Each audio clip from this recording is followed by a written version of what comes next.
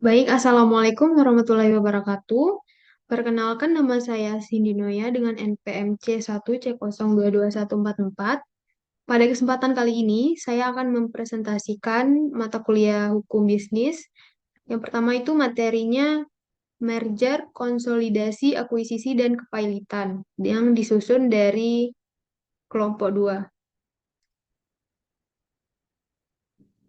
Nah, pokok pembahasan dari materi ini ada dua. Yang pertama itu tujuan merger, konsolidasian, akuisisi, dan pemisahan. Lalu yang B, pengertian merger, konsolidasian, akuisisi, dan pemisahan.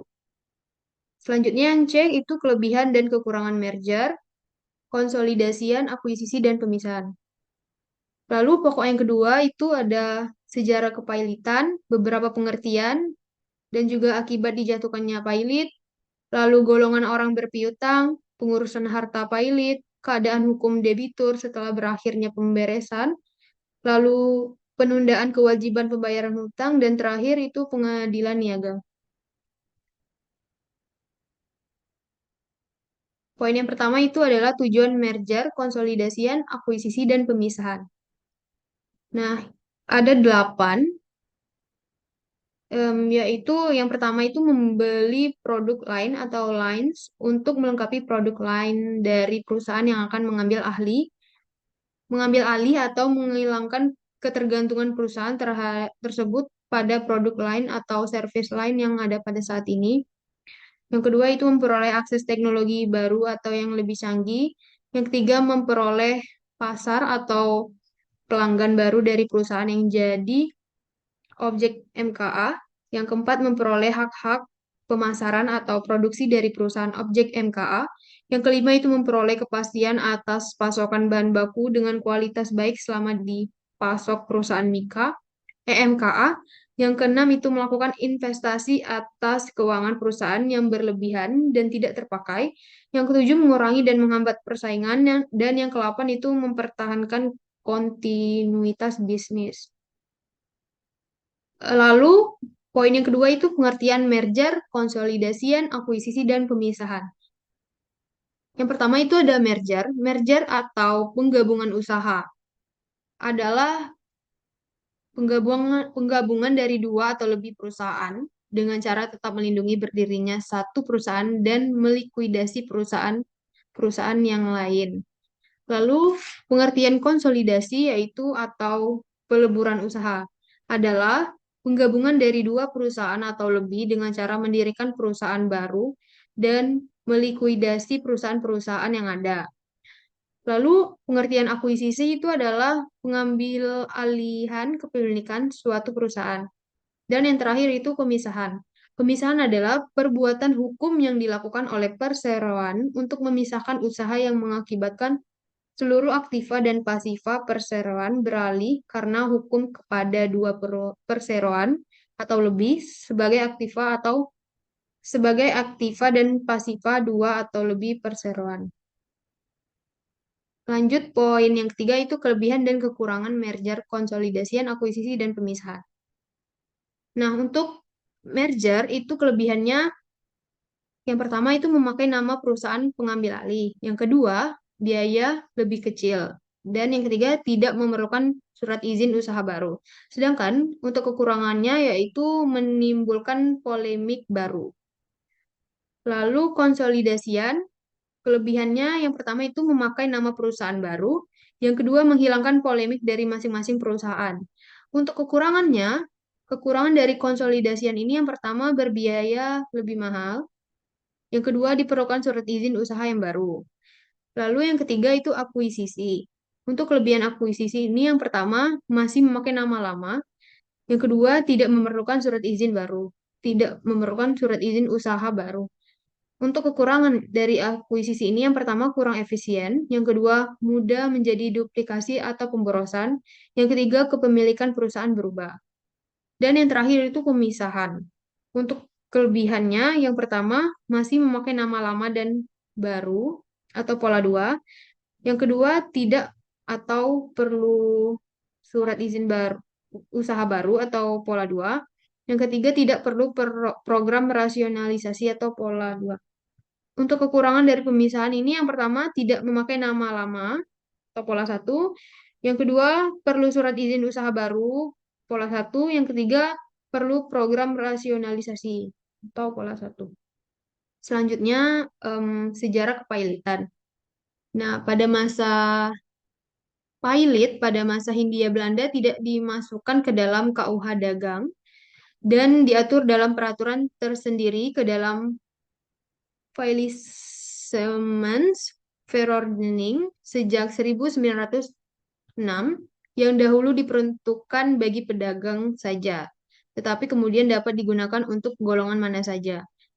Pada tahun 1997, ketika krisis ekonomi melanda Indonesia, di mana hampir seluruh sendi kehidupan perekonomian nasional rusak, termasuk dunia bisnis dan masalah keamanan investasi di Indonesia.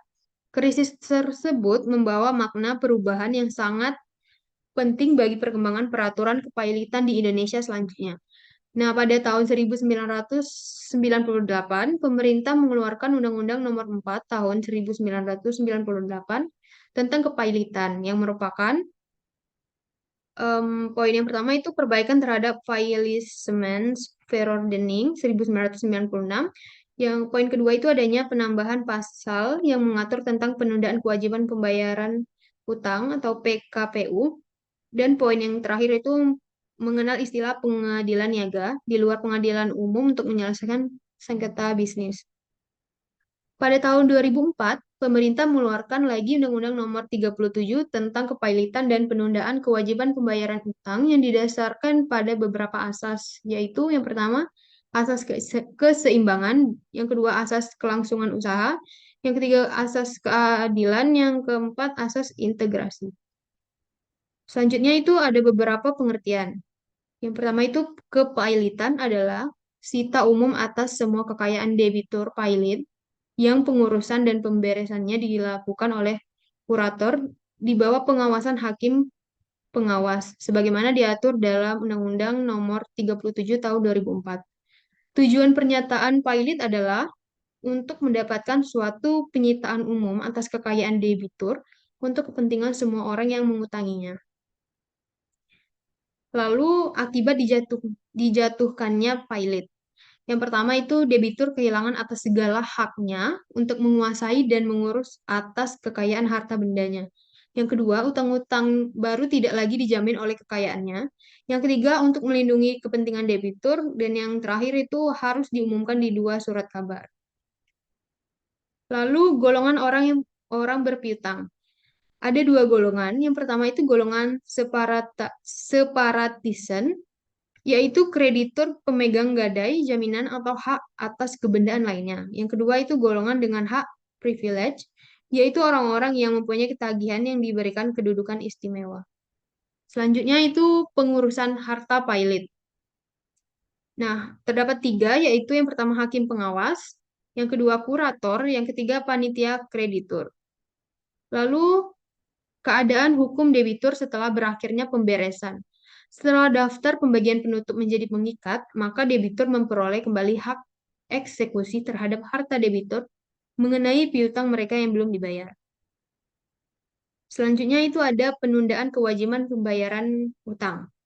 Keadaan surseance dapat diajukan ketika yang pertama harus persetujuan lebih setengah kreditur konkuren yang haknya diakui atau sementara diakui.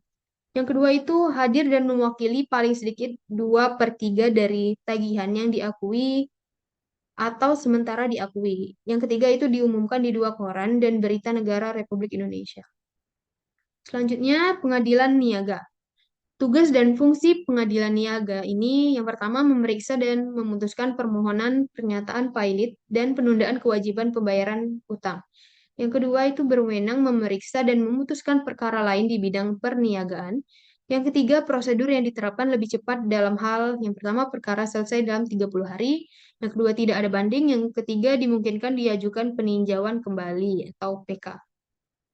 Oke, selanjutnya masuk ke materi yang kedua yaitu paten yang disusun oleh kelompok 3.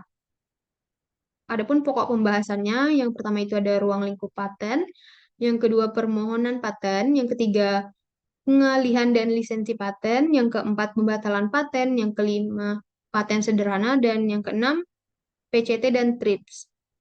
Oke, Mas. Kita masuk ke yang pertama itu ruang lingkup paten. Pengertian paten menurut Undang-Undang Nomor 14 Tahun 2001 adalah hak eksklusif yang diberikan negara kepada penemu di bidang teknologi selama waktu tertentu, melaksanakan sendiri investasinya atau memberikan persetujuan kepada orang lain untuk melaksanakannya. Dalam hal ini, pemegang paten adalah penemu sebagai pemilik paten. Selanjutnya itu ada pendaftaran paten adalah wajib bagi investor. Perlindungan hukum baru diberikan negara kepada investor apabila pendaftaran paten tersebut telah dilaksanakan. Yang pertama itu ada penemu paten atau investor. Menurut Undang-Undang Paten Nomor 14 Tahun 2001 adalah bisa penemu perorangan atau badan hukum. Di sini khusus untuk badan hukum tidak dianggap sebagai penemu paten, tetapi hanya pemegang hak patennya saja. Pemegang paten ini meliputi yang pertama penemu sebagai pemilik paten, yang kedua penerima hak dari pemilik paten, dan yang terakhir itu penerima lebih lanjut dari penerima hak.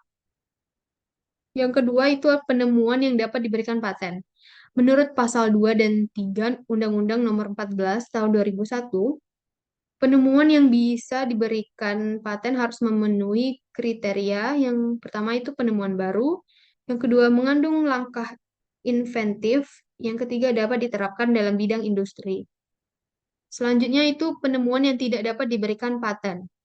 Menurut pasal 7 Undang-Undang Nomor 14 Tahun 2001, penemuan yang tidak diberikan paten antara lain yang pertama itu proses atau hasil produksi yang bertentangan dengan undang-undang, ketertiban umum, agama, atau kesusilaan. Yang kedua itu metode pemeriksaan, perawatan, pengobatan, dan pembedahan. Yang ketiga, teori metode bidang ilmu pengetahuan atau semua makhluk hidup kecuali jasad renik. Dan yang terakhir itu proses biologis yang esensial, kecuali proses non-biologis atau proses mikrobiologis. Lalu penemuan tidak dianggap telah ditemukan. Menurut pasal 4 Undang-Undang Nomor 14 Tahun 2001, penemuan yang tidak dianggap telah diumumkan jika 6 bulan sebelumnya permintaan paten diajukan. Yang pertama itu penemuan tersebut dipertunjukkan dalam suatu pemeranan internasional di Indonesia atau di luar negeri yang resmi. B. Diakui secara resmi. Lalu dalam suatu peran nasional di Indonesia yang resmi atau diakui sebagai resmi. Lalu yang terakhir itu penemuan dalam rangka percobaan dengan tujuan penelitian dan pengembangan. Selanjutnya, jangka waktu paten. Menurut ketentuan Undang-Undang Nomor 14 Tahun 2001, jangka waktu berlakunya suatu paten yaitu A. Paten diberikan untuk jangka waktu 20 tahun sejak tanggal penerimaan dan tidak dapat diperpanjang lagi. Yang kedua itu untuk paten sederhana jangka waktu adalah 10 tahun sejak tanggal penerimaan dan tidak dapat diperpanjang lagi. Lalu poin berikutnya itu permohonan paten. Permohonan paten diatur dalam pasal 20 sampai dengan 41 Undang-Undang Nomor 14 Tahun 2001. Lalu poin berikutnya itu pengalian dan lisensi paten. Di Indonesia, pemegang paten wajib melaksanakan, namun tetap diberikan pengecualian jika pelaksanaan paten tersebut secara ekonomi hanya layak bila dibuat dengan skala regional yang disetujui Direktorat Jenderal Paten di Departemen Hukum dan HAM. Pasal 66 sampai dengan pasal 87 Undang-Undang Nomor 14 Tahun 2001 mengatur tentang pengalian dan lisensi paten. Poin selanjutnya itu pembatalan paten. Pembatalan paten diatur dalam pasal 88 sampai dengan pasal 98 Undang-Undang Nomor 14 Tahun 2001. Selanjutnya itu paten sederhana. Badan sederhana diatur dalam pasal 104 sampai dengan pasal 109 Undang-Undang Nomor 14 Tahun 2001 yang dapat diberikan paten sederhana. Yang pertama hanya untuk investasi, yang kedua investasi berupa produk kasat mata yang memiliki kualitas sederhana. Yang ketiga permohonan pemeriksaan substantif, Yang keempat, paten sederhana tidak dapat dimintakan lisensi wajib. Oke, yang terakhir itu ada PCT dan TRIPS. Patent Comprehension 3D atau 3D atau PCT adalah Traktat Internasional Kerja Sama Paten yang bertujuan untuk melaksanakan kemajuan ilmu pengetahuan dan teknologi, perlindungan hukum terhadap setiap investasi. Oke, baik. Selanjutnya masuk ke materi merek dan indikasi geografis yang disajikan oleh kelompok 4. Yang pertama itu ruang lingkup merek. Merek atau mark dalam bahasa Belanda atau brand dalam bahasa Inggris diatur dalam Undang-Undang Nomor 15 Tahun 2001 yang merupakan perbaikan dan penyempurnaan dari Undang-Undang Nomor 14 Tahun 1997 dan Undang-Undang Nomor 90 Undang-Undang Nomor 19 Tahun 1992.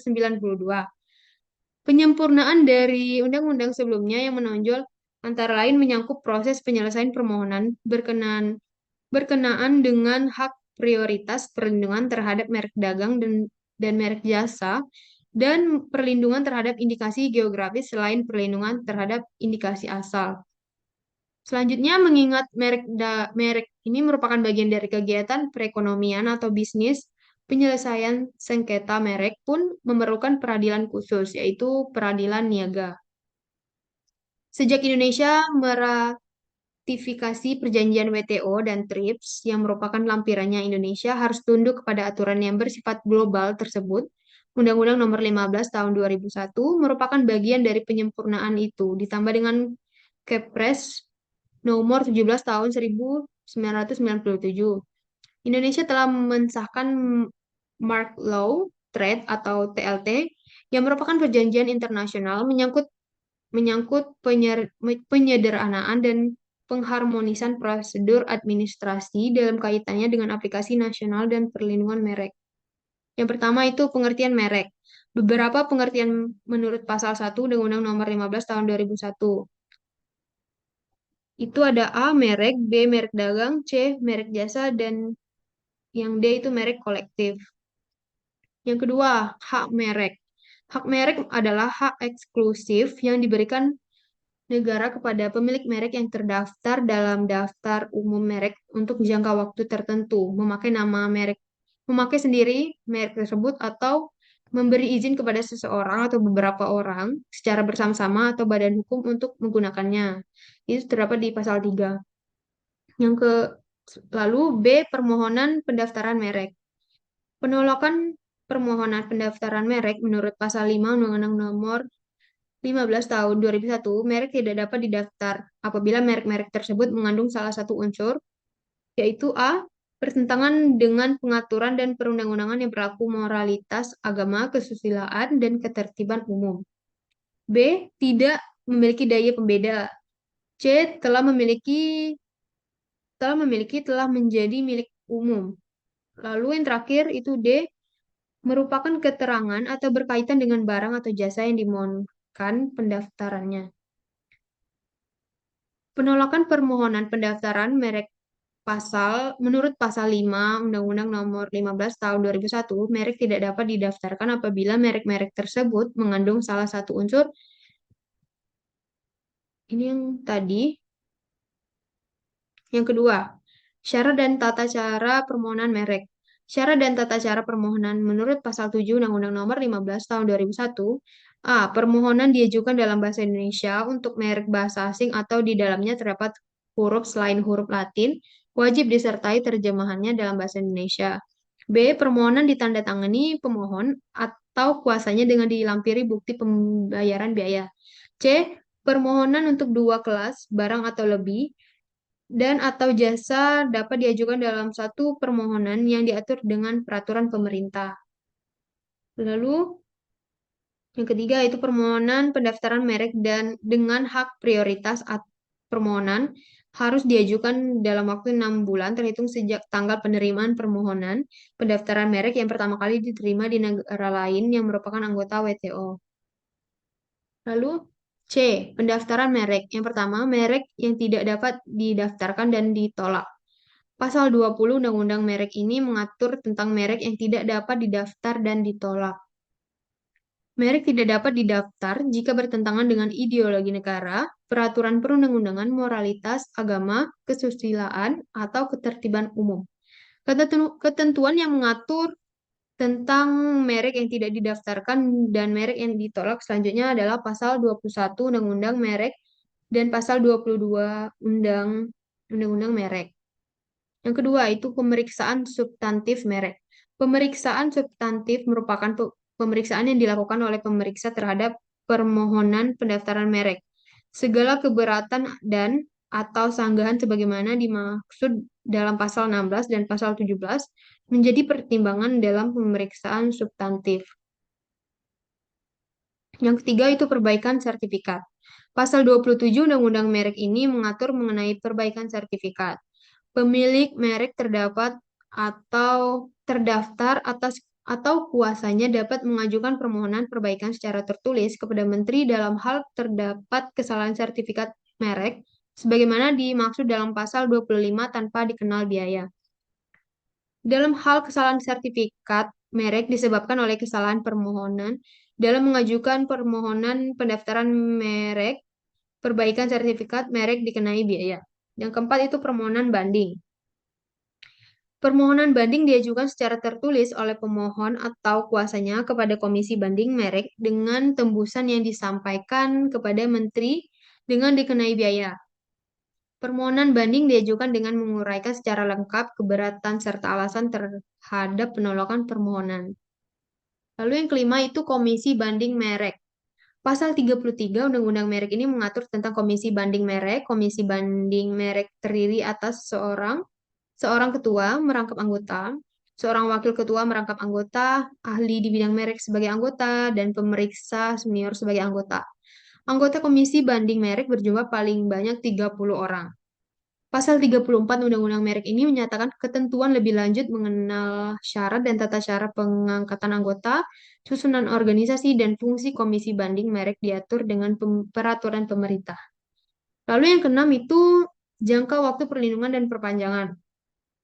Pasal 35 Undang-Undang Merek juga mengatur tentang jangka waktu perlindungan dan perpanjangan merek. Merek terdaftar mendapat perlindungan hukum untuk jangka waktu 10 tahun sejak tanggal penerimaan.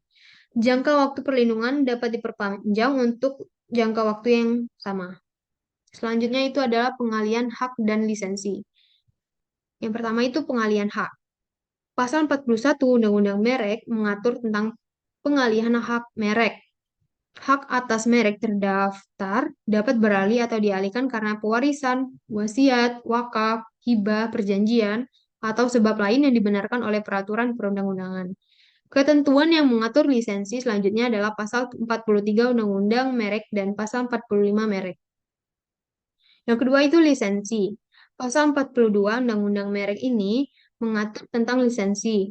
Pemilik merek terdaftar dapat memberikan lisensi kepada pihak lain untuk menggunakan merek tersebut, baik sebagian maupun seluruh jenis barang dan atau jasa. Lalu, merek kolektif.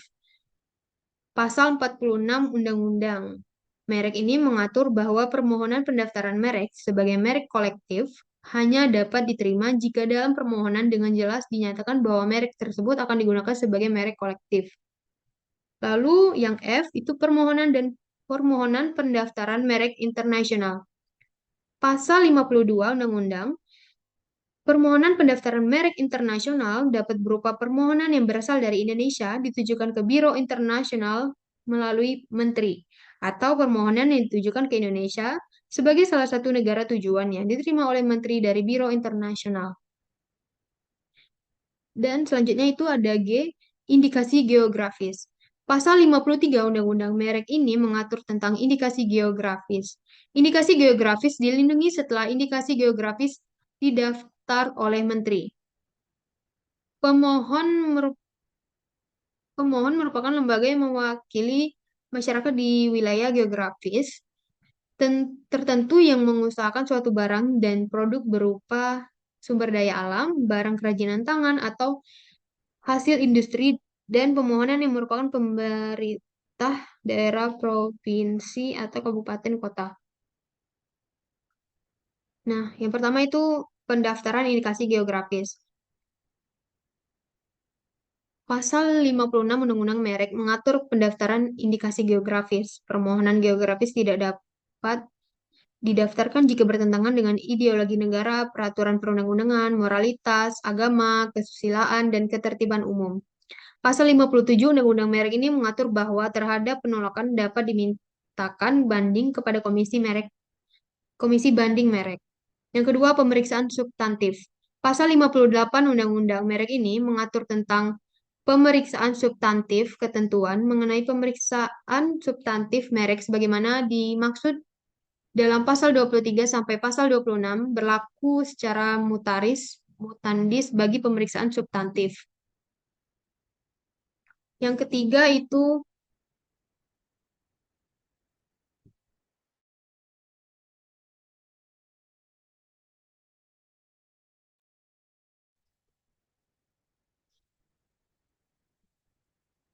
Yang ketiga itu ada jangka waktu perlindungan dan perpanjangan. Pasal 61 Undang-Undang Merek ini mengatur jangka waktu perlindungan dan perpanjangan. Indikasi geografis dilindungi selama terjaganya reputasi, kualitas, dan karakteristik yang menjadi dasar diberikannya perlindungan indikasi geografis pada suatu bidang. Selanjutnya itu yang keempat, indikasi asal. Pasal 63 Undang-Undang Merek ini mengatur tentang indikasi asal.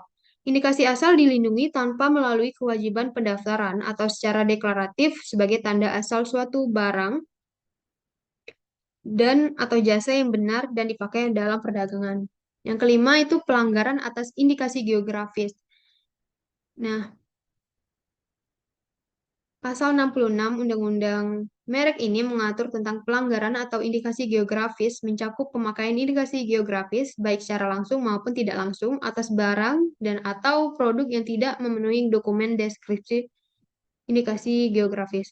Pasal 55 Undang-Undang Merek juga mengatur bahwa indikasi geografis dapat didaftarkan berdasarkan perjanjian internasional. Yang keenam itu ada gugatan. Pasal 67 Undang-Undang Merek ini mengatur tentang gugatan terhadap pelanggaran sebagaimana dimaksud dalam pasal 66 dapat diajukan gugatan. Pembatalan dan pencoretan pendaftaran merek diberitahukan secara tertulis kepada pemilik merek atas kuasanya dengan menyebutkan alasannya. Pembatalan dan pencoretan merek dicatat dan dituliskan dalam berita resmi merek. Yang ketujuh, pembinaan dan pengawasan indikasi geografis. Pasal 70 Undang-Undang Merek ini mengatur tentang pembinaan dan pengawasan indikasi geografis. Pembinaan indikasi geografis dilakukan oleh pemerintah pusat dan atau pemerintah daerah sesuai dengan kewenangannya. Pasal 71 Undang-Undang Merek ini mengatur tentang pengawasan. Pengawasan dapat pula dilakukan oleh masyarakat. Pengawasan dilakukan untuk menjamin tetap adanya reputasi, kualitas, dan karakteristik yang menjadi dasar diterbitkan indikasi geografis dan mencegah penggunaan indikasi geografis secara tidak sah. Lanjut yang H itu penghapusan dan pembatalan pendaftaran merek. Yang pertama itu penghapusan. Pasal 72 Undang-Undang Merek ini mengatur tentang penghapusan. Permohonan penghapusan dapat diajukan oleh pemilik merek dan atau kuasanya baik untuk sebagian atau untuk seluruh jenis barang dan atau jasa. Dalam hal masih terkait perjanjian lisensi, penghapusan hanya dapat dilakukan jika hal tersebut disetujui secara tertulis oleh penerima lisensi. Yang kedua itu pembatalan. Pasal 76 Undang-Undang Merek ini mengatur tentang pembatalan. Gugatan pembatal merek terdaftar dapat diajukan oleh pihak yang berkepentingan berdasarkan alasan sebagaimana dimaksud pasal 20 dan atau pasal 21. Pasal 77 Undang-Undang Merek ini juga mengatur gugatan pembatalan pendaftaran merek yang hanya diajukan dalam jangka waktu 5 tahun terhitung sejak awal pendaftaran merek. Lalu untuk poin I itu sistem jaringan dokumentasi dan informasi merek dan indikasi geografis. Pasal 80 Undang-Undang Merek ini mengatur sistem jaringan dokumentasi dan informasi merek dan indikasi geografis sebagaimana dimaksud dalam pasal 80 diselenggarakan melalui sarana elektronik dan non-elektronik yang dapat diakses secara nasional dan internasional. J. Penyelesaian sengketa. Yang pertama itu gugatan atas pelanggaran merek. Pemilik merek terdaftar dapat mengajukan gugatan terhadap pihak lain yang secara tanpa hak menggunakan merek yang mempunyai persamaan pada pokoknya atau keseluruhan untuk barang dan jasa yang sejenis, berupa gugatan dan penghentian semua perbuatan yang berkaitan dengan penggunaan merek tersebut. Yang kedua itu tata cara gugatan di pengadilan niaga. Pasal Undang-Undang merek ini mengatur tata cara gugatan di pengadilan niaga. Gugatan sebagaimana dimaksud dalam pasal 30 ayat 3. Pasal 68, pasal 74, dan pasal 76 diajukan kepada Ketua Pengadilan Niaga wilayah hukum tempat tinggal.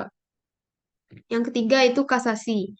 Pasal 88 Undang-Undang Merek juga mengatur permohonan kasasi diajukan paling lama 14 hari setelah keputusan yang dimohonkan kasasi diucapkan atau diberitahukan kepada para pihak dengan mendaftarkan kepada panitera pada pengadilan niaga yang telah memutuskan gugatan. Yang keempat, tata cara pelaksanaan putusan. Ketentuan lebih lanjut mengenai pelaksanaan pembatalan dan penghapusan oleh menteri sebagaimana dimaksud dalam pasal 72 sampai dengan pasal 75 diatur dengan peraturan pemerintah. Yang kelima itu alternatif penyelesaian sengketa. Pasal 93 Undang-Undang Merek ini mengatur juga tentang alternatif penyelesaian sengketa. Selain penyelesaian gugatan, sebagaimana dimaksud dalam pasal 33, para pihak dapat menyelesaikan sengketa melalui arbitrase atau alternatif penyelesaian sengketa. Yang keenam itu penetapan sementara pengadilan. Berdasarkan bukti permulaan yang cukup, pemilik merek terdaftar yang haknya dirugikan dapat meminta hakim pengadilan niaga untuk menerbitkan surat penetapan sementara tentang pencegahan masuknya barang yang diduga hasil pelanggaran atas hak merek ke jalur perdagangan, penyimpanan alat bukti yang berkaitan dengan pelanggaran hak atas merek tersebut, pengamanan dan pencegahan hilangnya barang bukti oleh pelanggar, dan penghentian pelanggaran guna mencegah kerugian yang lebih besar. Yang ketujuh itu penyidikan. Pasal 99 Undang-Undang Merek ini mengatur juga tentang hal penyidikan. Penyidik berwenang melakukan pemeriksaan atau kebenaran laporan atau keterangan berkenaan dengan tindakan pidana di bidang merek. Pemeriksaan terhadap orang yang diduga melakukan tindakan pidana di bidang merek, permintaan keterangan dan barang bukti dari orang sehubungan dengan tindak pidana di bidang bermerek, pemeriksaan atas pembukuan, pencatatan, dan dokumen lain berkenaan dengan tindak pidana di bidang merek, penggeledahan dan pemeriksaan di tempat yang diduga barang bukti, pembukuan, pencatatan, dan dokumen yang lain yang berkenaan dengan tindak pidana di bidang merek, serta penyitaan. Lalu yang K, itu ketentuan pidana. Pihak lain yang secara tanpa hak menggunakan merek yang mempunyai persamaan pada pokoknya atau keseluruhannya untuk barang dan atau jasa yang sejenis tersebut juga dapat dimintai pertanggungjawaban secara pidana, sebagaimana diatur dalam pasal 100 ayat 1 dan 2 Undang-Undang nomor 20 tahun 2016 sebagai berikut. Yang ayat 1 itu setiap orang yang dengan tanpa hak menggunakan merek yang sama pada keseluruhannya dengan merek terdaftar milik pihak lain untuk barang dan atau jasa sejenis yang diproduksi dan atau diperdagangkan dipidana dengan pidana penjara paling lama 5 tahun dan atau pidana denda paling banyak 2 miliar rupiah. Selanjutnya itu ayat 2, setiap orang yang dengan tanpa hak menggunakan merek yang mempunyai persamaan pada pokoknya dengan merek terdaftar milik pihak lain untuk barang atau jasa sejenis yang diproduksi dan atau diperdagangkan, dipidanakan dengan pidana penjara paling lama 4 tahun dan atau denda yang paling banyak senilai 2 miliar rupiah.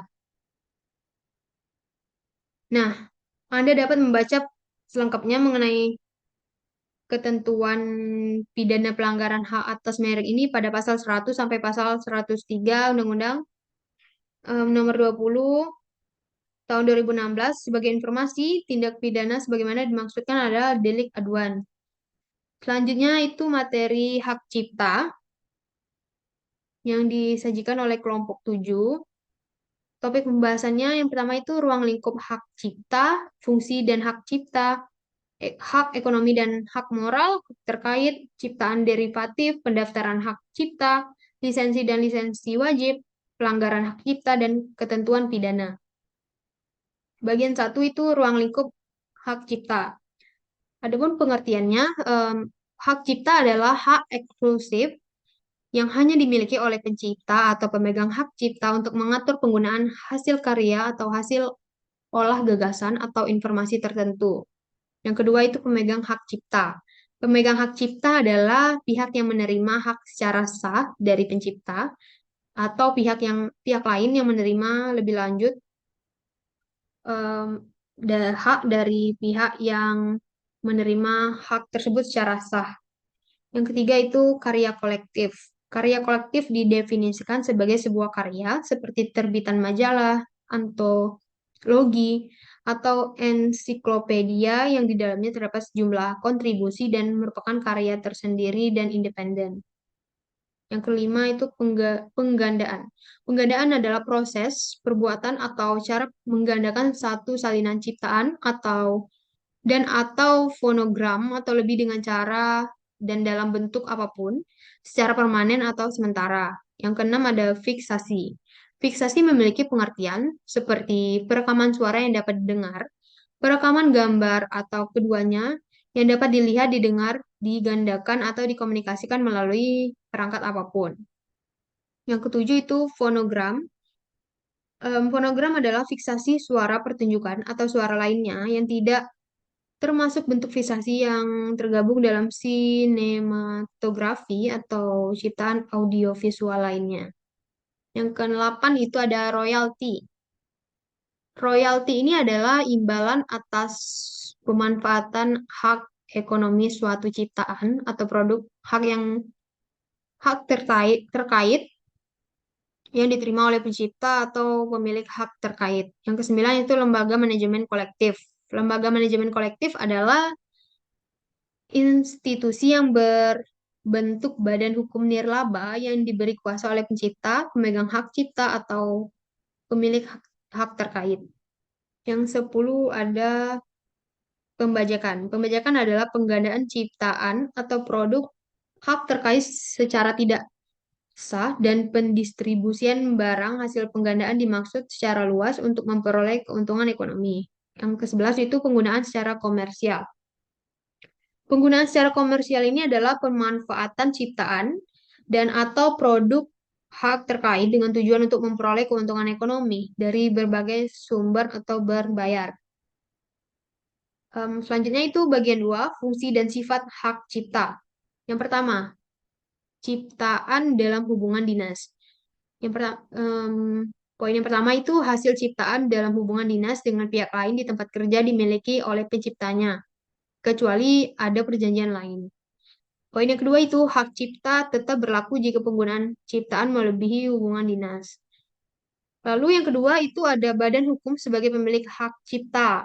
Poin yang pertama, badan hukum dapat dianggap sebagai pemilik hak cipta jika mereka mengumumkan ciptaan tanpa menyebut penciptanya. Yang kedua, poin yang kedua itu hak-hak ini berlaku selama 50 tahun sejak pertama kali diumumkan. Dan yang ketiga itu hak cipta atas potret.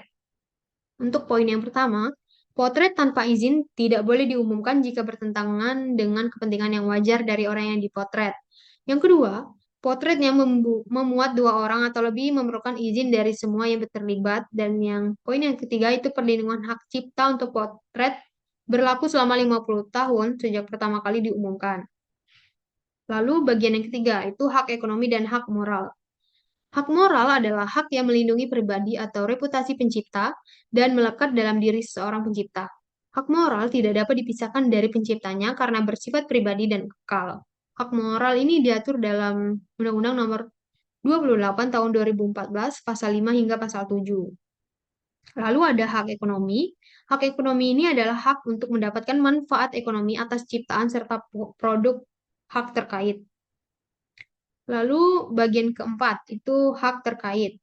Hak terkait ini adalah hak yang berkaitan dengan hak cipta yang merupakan hak eksklusif bagi pelaku pertunjukan, prosedur fonogram, atau lembaga penyiaran. Lalu bagian yang kelima itu ciptaan derivatif. Derivatif adalah suatu kontrak keuangan yang terjadi antara dua pihak atau lebih dari dua untuk memenuhi suatu perjanjian atas penjualan atau pembelian aset maupun komoditas tertentu. Lalu bagian yang keenam itu adalah pendaftaran hak cipta. Tata cara pendaftaran hak cipta. Pencatatan ciptaan dapat diajukan secara elektronik maupun non-elektronik dengan permohonan secara tertulis kepada menteri. Menyertakan contoh ciptaan, melampirkan surat pernyataan pemilikan ciptaan, lalu membayar biaya pendaftaran atau pencatatan.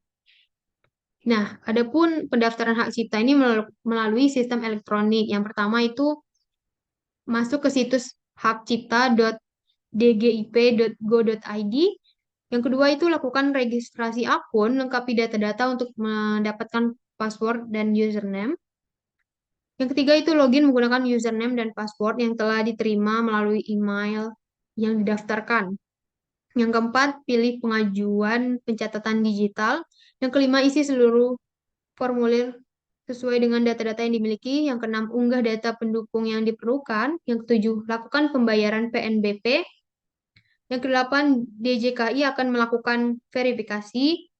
Yang kesembilan, pencatatan diciptakan disetujui. Dan yang sepuluh, cetak surat pencatatan ciptaan. Bagian ke-7, lisensi dan lisensi wajib. Lisensi adalah pemberian izin atau penyerahan hak atas hak atau sesuatu dari satu pihak ke pihak lainnya untuk melakukan produksi atas suatu produk atau jasa tertentu yang sebelumnya telah dipatenkan oleh yang menciptakannya pertama kali. Pada lisensi wajib merupakan lisensi untuk melaksanakan paten yang dilaksanakan atas dasar keputusan menteri. Permohonan dan pemberian lisensi diatur permohonan dan pemberian lisensi wajib ini diatur pada Peraturan Menteri Hukum dan HAM Nomor 30 Tahun 2019 tentang tata cara pemberian lisensi wajib paten atau Permenkumham. Dan perubahannya pada Peraturan Menteri Hukum dan HAM Nomor 14 Tahun 2021. Bagian ke-8 itu pelanggaran hak cipta. Yang pertama, masalah pembuktian dalam pelanggaran hak cipta. Itu poin yang pertama itu ada plagiarisme, sulit dibuktikan secara langsung. Poin yang kedua itu pelanggaran hak cipta sering terjadi dalam dua tahap, peniruan dan ketidakizinan. Lalu yang kedua itu ada doktrin pemakaian yang layak. Yang poin yang pertama itu di Amerika Serikat, doktrin fair use digunakan untuk tidak mengkategorikan sebagai pelanggaran hak cipta. Poin yang kedua, beberapa variabel digunakan untuk menentukan fair use, termasuk tujuan pemakaian, sifat karya hak cipta, porsi yang ditiru, pengaruh ekonomis, dan alasan terdakwa. Yang ketiga, sifat pekerjaan dalam doktrin of fair use. Poin yang pertama itu faktor ekonomi dan potensi pengaruh ekonomi menjadi penentu dalam doktrin fair use. Yang kedua, hubungan sifat pekerjaan dengan faktor ekonomi mempengaruhi penentuan fair use. Bagian yang ke-8 itu ketentuan pidana. Ketentuan pidana merujuk pada aturan hukum yang mengatur sanksi atau hukuman yang akan dikenakan kepada seseorang yang terbukti melakukan tindakan pidana. Yang pertama, jenis hukuman. Ada penjara, denda, hukuman mati, atau pembebasan bersyarat. Lalu yang kedua, unsur pidana. Unsur perbuatan, unsur subjektif, misalnya kesalahan atau kesengajaan. Yang ketiga itu unsur objektif, misalnya kerugian atau bahaya yang timbul. Lalu yang ketiga, jenis pidana. Ada pidana pokok, seperti penjara, denda, dan lain-lain. Yang selanjutnya itu pidana tambahan, atau pengawasan, pembatalan izin, dan lain-lain.